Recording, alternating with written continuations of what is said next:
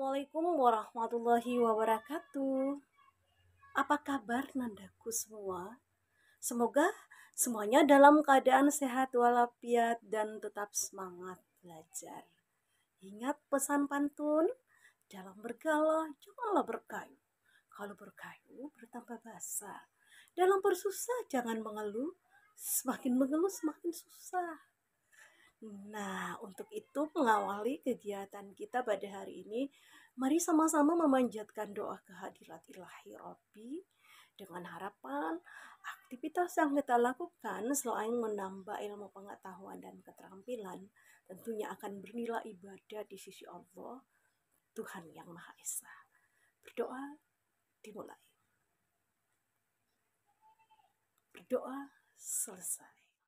Nandaku sekalian, pembelajaran kita hari ini terkait teks resensi dengan judul membandingkan berbagai teks resensi untuk memahami sistematika sebuah teks resensi. Dengan demikian tujuan pembelajaran kita ada dua. Yang pertama, memahami isi dan sistematika sebuah teks resensi.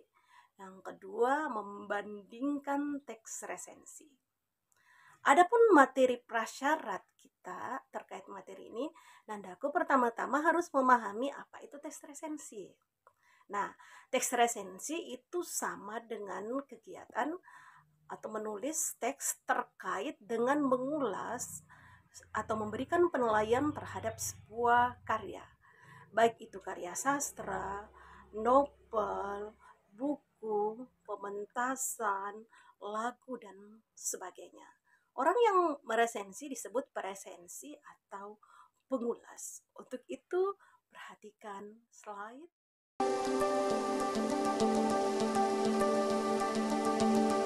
Selanjutnya kita akan membedah satu persatu dari sistematika atau bagian-bagian dari sebuah teks resensi. Yang pertama, ada judul resensi. Apa judul resensi pembelajaran kita hari ini? Yaitu petualangan bocah di zaman Jepang. Sekali lagi, petualangan bocah di zaman Jepang. Ini adalah judul resensi. Struktur pertama atau sistematika pertama adalah judul resensi. Yang kedua ada identitas. Sama dengan diri kita ada identitas, nama, alamat, kemudian pekerjaan, status, dan segala macam. Pada resensi ada identitas. Pertama ada judul buku. Apa judul buku? Judul bukunya adalah Saksi Mata. Siapa pengarangnya? Suparto Brata. Suparto Brata, kemudian diterbitkan oleh penerbit Kompas, kemudian jumlah halamannya cantik sekali, 434. Nah, ini merupakan identitas. Sekali lagi, apa yang terdapat pada identitas? Pertama ada judul buku. Kedua, ada pengarang, kemudian diterbitkan oleh penerbit apa, berapa jumlah halaman, dan sebagainya. Itu merupakan sistematika. Bagian pertama ada bagian judul resensi, yang kedua adalah identitas resensi.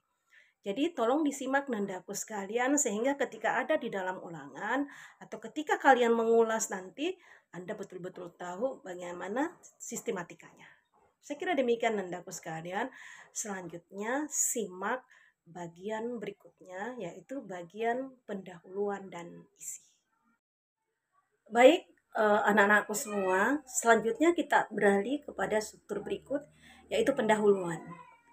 Namanya pendahuluan atau orientasi, di situ penggambaran dari seorang pengulas. Mengapa ia tertarik untuk melakukan sebuah resensi?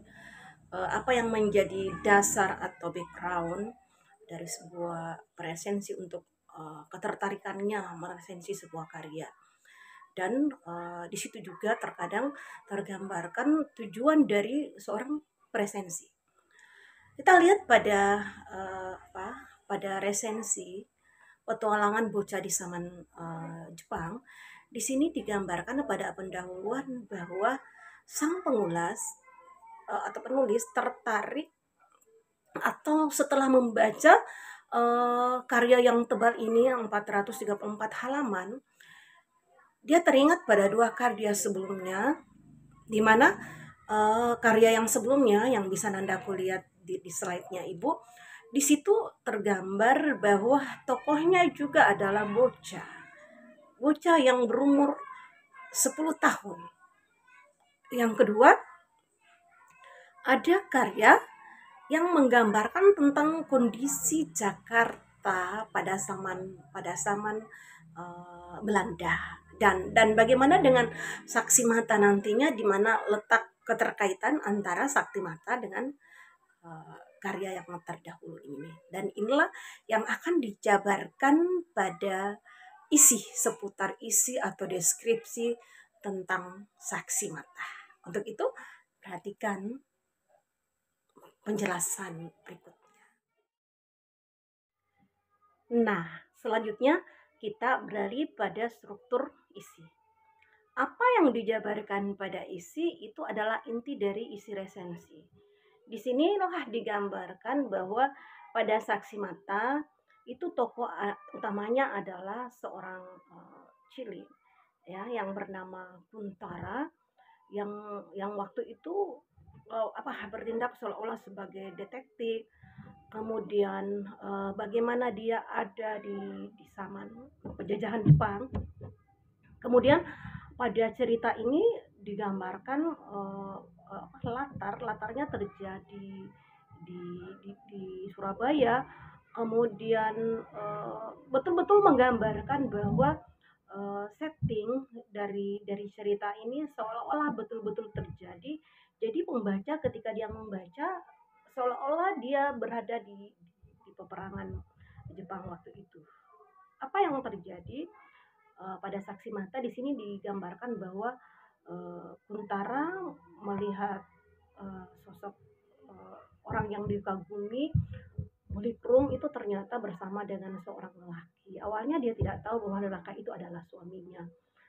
Dan yang paling tragis lagi bahwa ternyata Mulikrum ini dicintai oleh seorang penguasa atau pengusaha Jepang, dan dia tidak memandang apakah Mulikrum itu mempunyai suami atau tidak. Disinilah bagaimana perang seorang anak cilik di masa itu. Jadi betul-betul kalau Nandaku membaca secara detail, di situ digambarkan bahwa ternyata dengan usia yang masih dikatakan sangat muda, dia menyaksikan beberapa adegan-adegan. Nah, itulah nanti yang menjadi sorot pandang kita, di mana letak kelebihan dari cerita ini dan di mana letak kekurangan dari karya ini, sehingga betul-betul tergambar nanti. Karena seorang presensi yang paling utama adalah menilai secara objektif sebuah peristiwa sesuai apa adanya. Nah, untuk itu perhatikan lagi slide yang berikut. Lanjut, sistematika berikut adalah kelebihan dari sebuah karya. Apa yang menjadi kelebihan karya ini? Nah, coba perhatikan tadi. Yang banyak dibahas tentang Jepang. Nah, ini memberikan pembelajaran sejarah kepada anak bangsa di zaman sekarang bahwa sebelumnya pernah terjadi sebuah peristiwa ketika Jepang berada di Indonesia. Dan yang perlu kita lihat juga sebuah keunggulan dari buku ini, karena pengarangnya lahir di Surabaya, besar di Surabaya, sehingga betul-betul menggambarkan kondisi Surabaya secara detail. Jadi seolah-olah pembaca betul-betul mendapat semua gambaran tentang kota Surabaya itu sendiri. Jadi itu merupakan keunggulan dari sebuah karya. Yang kedua, kekurangan. Apa yang menjadi kekurangan dari karya ini? Betul dikemukakan bahwa salah satu kelebihan dari karya ini betul-betul menggambarkan tentang Jepang, bagaimana musik-musik Jepang dimainkan, sehingga latarnya betul-betul menyatu dengan adegan-adegan yang ada, baik terhadap tokoh maupun terhadap latar maupun setting dari sebuah karya. Namun sebuah kekurangan yang kita bisa lihat bahwa di dalam karya Saksi Mata kan menggambarkan tentang Jepang. Kosakatanya notabene kan banyak kosakata Jepang ada di dalamnya, namun tidak disertai dengan terjemahan, sehingga membuat orang-orang yang tidak mengerti tentang bahasa Jepang susah memahami apa makna dari kosakata itu. Jadi di balik kelebihan-kelebihan yang ada, ini sisi sisi kekurangan daripada karya ini. Namun ada hal lain yang ingin menggambarkan bahwa sebenarnya dari segi budaya mengatakan bahwa penggambaran sosok cilik seperti Kuntara sepertinya kurang lazim kalau dia digambarkan menyaksikan eh, apa semacam adegan-adegan yang dilakukan oleh orang dewasa seperti berduaan antara lelaki dengan wanita, tetapi ada sisi positif yang kita bisa lihat bahwa di akhirnya, di endingnya itu kan tetap memberikan sebuah penjelasan bahwa pada akhirnya kan dia tahu bahwa keduanya adalah status suami istri. Jadi ada sebuah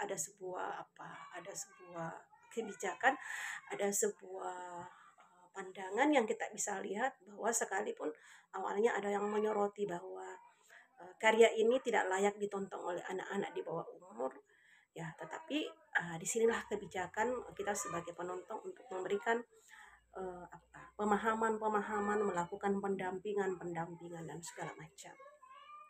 Nah, apakah buku ini layak direkomendasi untuk dibaca? Nah, inilah yang terdapat pada bagian akhir.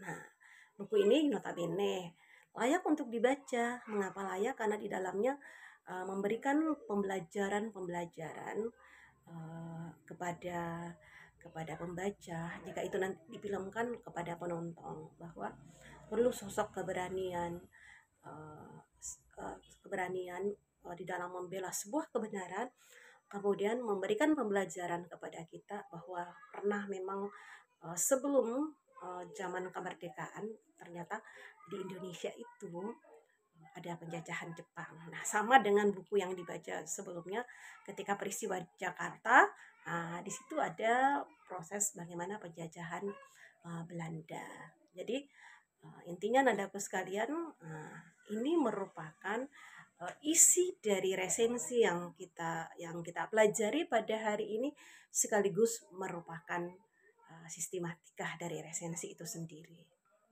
Jadi sekali lagi kita notabene sudah membandingkan antara setiap strukturnya, dan saya mengharapkan Nandaku bisa memahami materi yang kita sajikan pada hari ini, dan insya Allah akan menjadi sebuah pembelajaran yang sangat berharga buat kita semua. Sebagai kesimpulan materi, bahwa teks resensi itu merupakan kegiatan mengulas atau menilai sebuah karya, baik itu karya sastra, novel, buku, pementasan drama, film, lagu, dan sebagainya. Struktur yang membangun sebuah teks resensi, yang pertama ada judul resensi, yang kedua ada identitas resensi, ketiga ada pembuka, isi resensi, keunggulan sebuah karya, kekurangan sebuah karya, penutup atau rekomendasi. Demikian pertemuan kita pada hari ini. Semoga memberikan manfaat dan mohon maaf atas segala kekurangan. Kata pepatah, tiada gading yang tak retak, tiada manusia yang tak luput dari kesalahan. Akhirul kalam, mari sama-sama menutup dengan mengucapkan Alhamdulillahirabbil alamin, wabillahi taufiq wal hidayah.